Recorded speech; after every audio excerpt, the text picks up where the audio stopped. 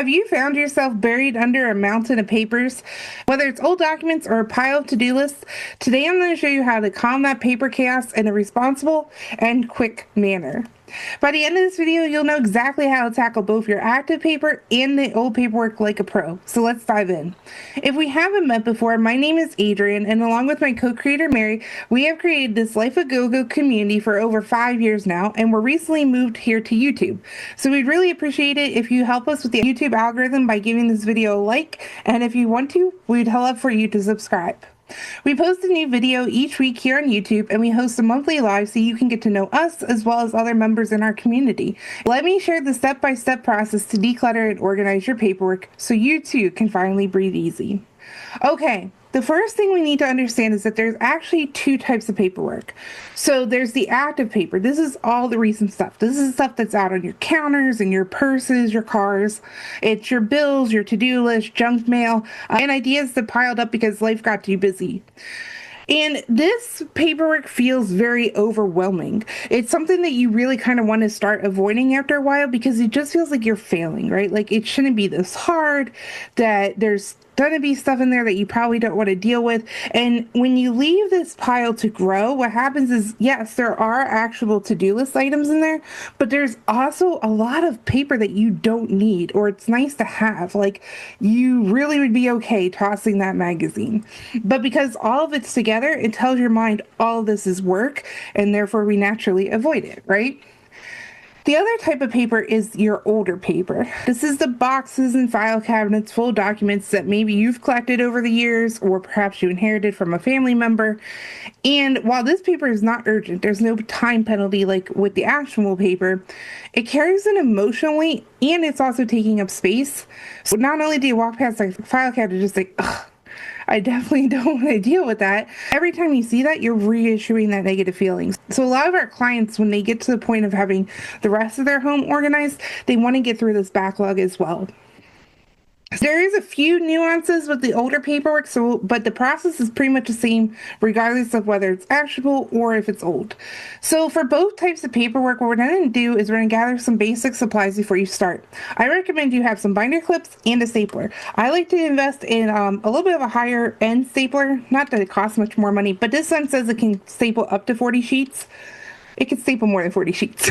But it says on there that it staples 2 to 40 sheets. So I would get a stapler that can handle a higher dose of papers, and then I would get a handful of binder clips. Skip the paper clips. Paper clips will be super messy, especially if your paper is not already organized, right? Paper clips allow paper to come in, it allows paper to slip out, and the paper clip itself tends to get stuck on other things. So just don't use them. You also want a way to take notes. Now, a lot of this is speed, but if there's something, especially as you're going through older paper and you're taking time to flip through it and you're like, yeah, I want to keep this because of XYZ, you can write on there why you're keeping that document. Or if you want to check something, you could write that. A lot of times people don't like to write directly on the paper. So if that's you, get some sticky notes, a pen, or maybe some highlighters. I also really like to have a Sharpie marker because it allows me to mark out my actual to-dos, which we'll talk about. Then you need sorting bins. So I actually brought this one just for size reference, I guess, to the stapler here. So it's this big as a big stapler. This is actually what I used in our B-roll video that we're hopefully going to have here up on the screen.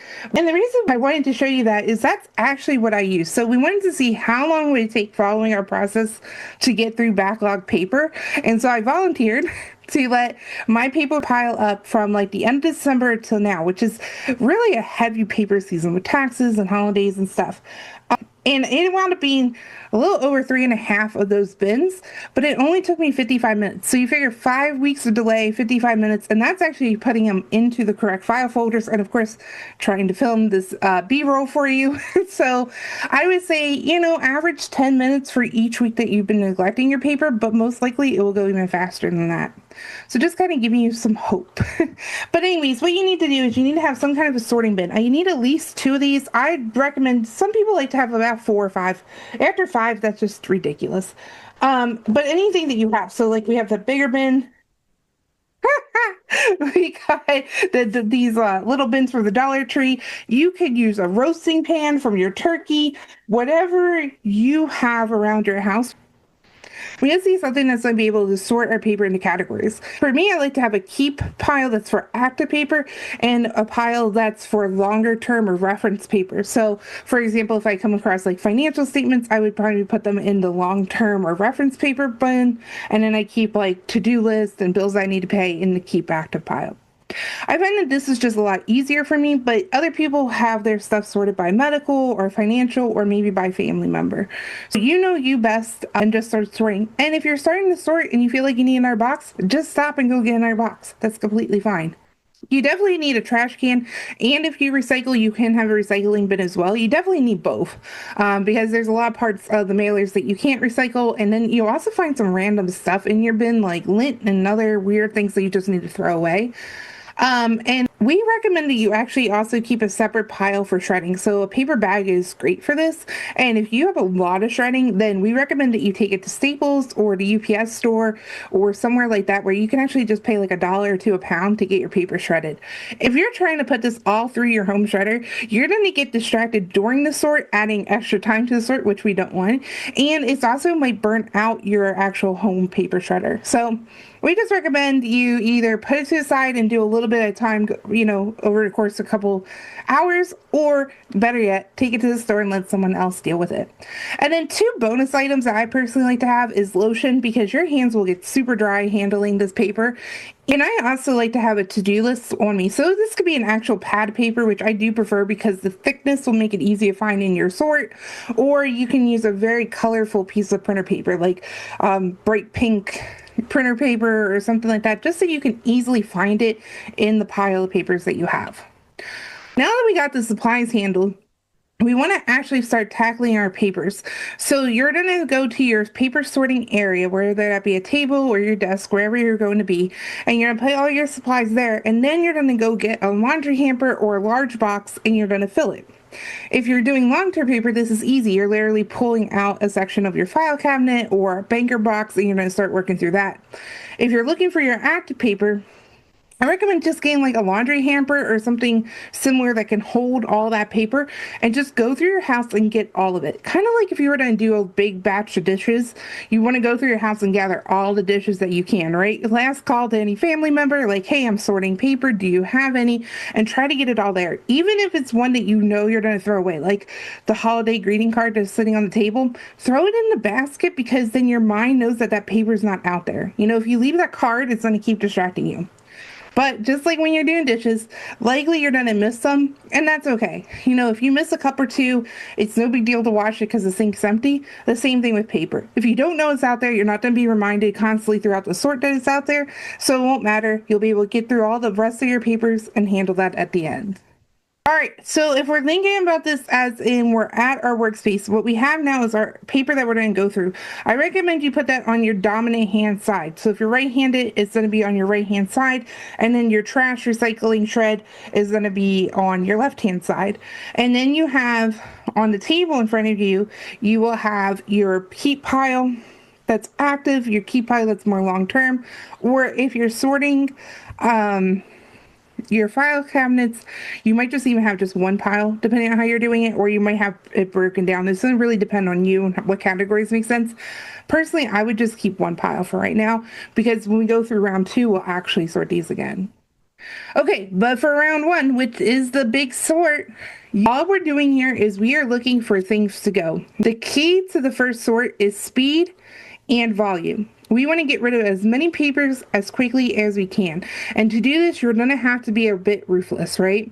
We're going to have to maybe cut out some of those nice to have papers that are not necessarily serving us. So things like the school newsletter that they send in the mail, magazines that you would like to read but you haven't read, they're just sitting there, coupons, charity envelope offers, all of these things can go. If you're not looking at them, you're not reading them, it would be better to get them out of your life and make room for new information that will be coming in. In fact, when I was doing my sort, you might actually be able to see it in the video. If I came across things like those charitable envelopes that just have the free stickers in them, or if I came across like Progressive Insurance, promo deal that's very, very obvious that it's junk mail, I just chucked the whole envelope in the trash. I know that sounds mean, but I'd rather throw it in the trash, and if I have time, go back and sort it into recycle and trash, but I don't have time to necessarily go through that, and I don't have the energy. So get rid of it. We're trying to get rid of as much paper as possible. And as you're doing this, you're just keeping it. If it's keep, you put it in the keep pile. If it's trash, you put it in the trash pile. And the reason we're doing it this way is because we're trying to get that laundry hamper down. Right now, you have this whole weight of this laundry hamper, and your mind is telling you that everything in there is actionable. And there's probably like 20 to 30 actionable papers in there, and the rest is not. So if we can get this down, if we get called away, if we get tired, whatever happens, we know when we come back, we have two piles, right, that are on the table, and we have this laundry hamper. And our goal is to get the laundry hamper. Once that's done, then we can sort the other items. And again, this won't take forever. Another tip here is that you don't have to work from the top of your laundry hamper down. You can literally play a game of Go Fish. Same thing if you're doing the long-term paper. If you know that this file folder is memorabilia and it's going to take you a lot longer to look through, and the other one is, bills from 1997, toss the bills from 1997, right? Go through and get rid of as much as you can. We're looking for those easy tosses. We're looking for those magazines, the old event flyers, the coupons, all that kind of stuff.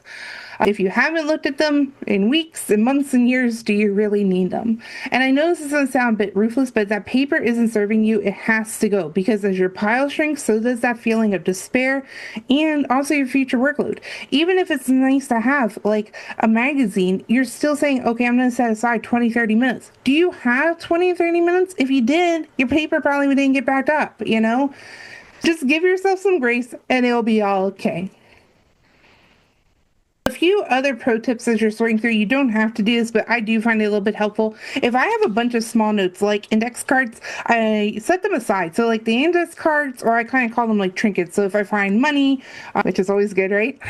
Or my insurance card or my dog's tags, I just set those into a small pile because they're really tiny and they take a lot of focus. So I'd rather set those aside and do them after the sort, even after the second round of sorting, so that I know I can actually sit down and focus on those cards. The other thing is that you may want to staple the items as you go. So I know we're not trying to take a lot of time in the big sort to read through and really make decisions, but if you're pulling a credit card offer out of a credit card envelope, it's so much easier to staple all those papers that go with it. And then, so we're talking about like the offer, the pamphlet, the little flyers, staple that all together. Now when it's in your keep pile, it's one item that you have to go through versus 4 or 5. And plus, it's a little bit hard to match them up if you just throw them all into the keep pile. All right. So that first pass is all about speed and volume reduction. You should be able to see dramatic progress in a quick amount of time. I think you need at least 30 minutes if it's a good sized pile. So my recommendation is to set an hour goal for yourself. I think at an hour, you're going to definitely be done or you're going to be tired. But if you're doing longer term paper or you really want to get into it, probably setting yourself 90 minutes and then kind of taking a good break in between. When I do a paper retreat, which is live with hands-on support and encouragement, really around 2.5, 3 hours, we're burning out. And that's with other people. That's when you have it set apart. You're already ready for it. On a realistic basis, I think 30 minutes to an hour is really all that you need.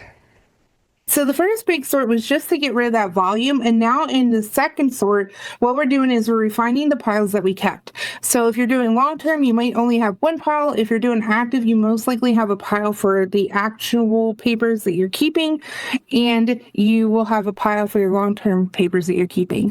I recommend you just go through both files pretty quickly, and you're not actually set those long-term papers aside. Again, this is where we recommend having one of these Stereolite bins that we talked about in a previous video. This one is actually designed for 8.5 by 11 paper, and for reference, it's 14 long, 11 wide, and 3.25 inches high. There's also a second one that's a lot deeper, which could also be a nice option for your long-term paper until you lock in on what you want to do.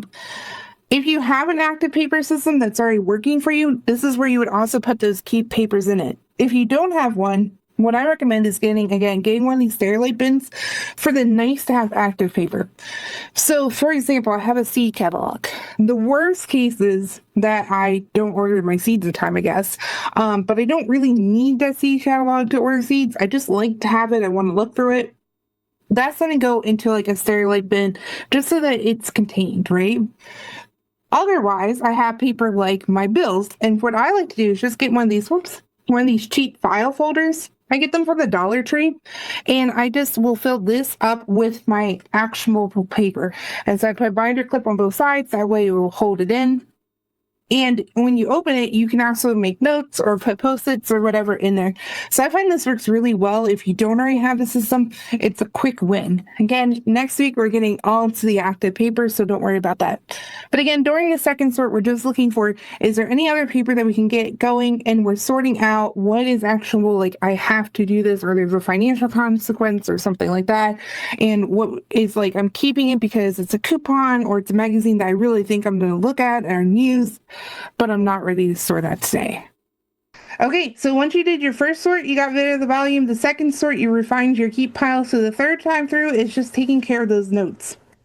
So if you set these aside, because the notes do take a little bit of time, what I like to do is if I use my Sharpie to mark on the note what I want to keep, if anything's irrelevant, I just scratch it out, because I definitely make way too many notes on the same piece of scratch paper. And then literally you just rip that paper when you're done. So if you find it and you don't know that phone number, you have already completed that action. It is super satisfying. And for some reason, these things don't always make the recycling bin. Like they come back to haunt you. So if it's torn up, at least you'll know that it's processed. And just like that, friends, your paper is back in order. Hopefully you feel like you're in control of things again and that your paper system's back to flowing in its normal functional state. Now, if you're doing the long term, we did say that there was a few caveats for that. And really what we're looking for here is one, when you're doing long-term paper, especially if it's contained, like it's already in a file cabinet, it's already in a file box. Really, when we talked about that mindset video, which I'm going to try to pin here, but if it doesn't work, check the description box below. When you're doing this, your mind is going to be like, why? Why are we doing this? So really knowing your why of what you want to do is going to help. And then also knowing what you're okay getting rid of going in is going to help. So for this, it might be like an inherited paperwork. You don't need all of your mom's old utility bills and the handstand mixer manual. But what you do want is deeds and titles and memorabilia. Or maybe you just want the deeds and the titles and you're okay letting the memorabilia go. And that's fine. This is all about you and getting it ready for you. The same thing with your own paperwork. You know, maybe you were raised to keep every single paper and you did, and now you're like, I don't need all of those utility bills, or I don't need my tax returns. So some people do like to keep their tax returns because they're a little bit nostalgic, but like, could you get rid of the supporting documents then? And so all you have is just like the initial W-2s maybe for reference and the actual 1040 form. Another thing you could do is time sensitive. Like, you know what, I only want my financial statements for my current investments. I only want to keep a year's worth, or I only want to keep the last 5 to 10 years worth, or I'm okay getting rid of manuals for things that are under $50. Like whatever those rules are, they're going to help you speed up this process. And if you get overwhelmed as you're going through your long-term paper, the best thing to do is just take a break and come back to it. If you're going through your long-term paper because you're afraid somebody else is going to have to clear this out, but it's really stuff you like to keep, that's okay. We see this a lot of times with people who are doing research and, you know, they're really passionate, or they have car manuals, like they just really like having car manuals. That's cool. So just organize it, but then also label that box or that file so that people just know, like, hey, in this drawer, there's only car manuals. Like, don't go searching for anything important. It's not in here, you know? You can definitely do that. And then the other thing that you're going to run into is notes. So not necessarily journals or memorabilia kind of notes, but like notes from a conference you took, or notes from a course that you maybe have taken. You know, again, the act of taking the note was where the value was. If you haven't been referencing these notes, do you really need them? Or is that knowledge that you were going to take from that course already in your mind and you can let that notebook go? So in closing, decluttering your paper doesn't have to be overwhelming. By focusing on the bulk, being ruthless with what you keep, and working in manageable time chunks, you're going to be amazed by how much lighter you feel. And next week, we'll be sharing those tips for active paper systems, so make sure you stay tuned for that. If you would be so kind as to simply like this video, it really helps us on our journey. If you have any questions, or if you would like to join us in the live, our email address as well as our link for the lives will be down below. We hope to see you guys again soon. Cheers, friends. Bye.